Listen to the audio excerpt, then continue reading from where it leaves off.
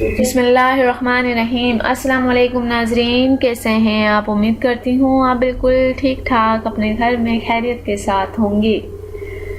ناظرین، آج میرا ٹاپک بہت ہی اچھا اور خوبصورت ٹاپک ہے۔ آج میں آپ کو خواب میں سورہ رحمان پڑھنے کی تعبیر بتاتی ہوں۔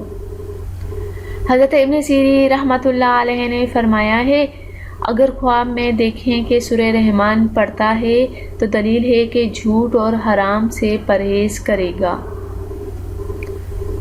اور حضرت ابراہیم کرمانی رحمۃ اللہ علیہ نے فرمایا ہے کہ خواب میں سورہ رحمان کا پڑھنا نیک خصلت اور دین کی راہ اختیار کرنا ہے۔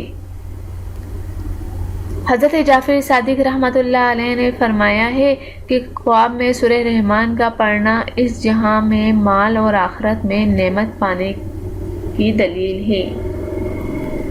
تو ناظرین، خواب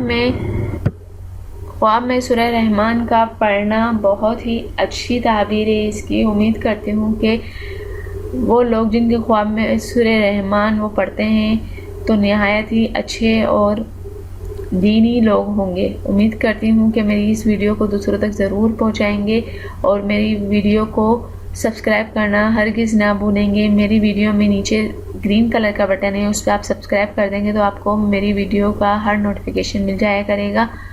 تھینک یو، اللہ حافظ۔ ملتے ہیں نیکسٹ ویڈیو میں، اور وہ بھی آپ کی پسند کی ویڈیو۔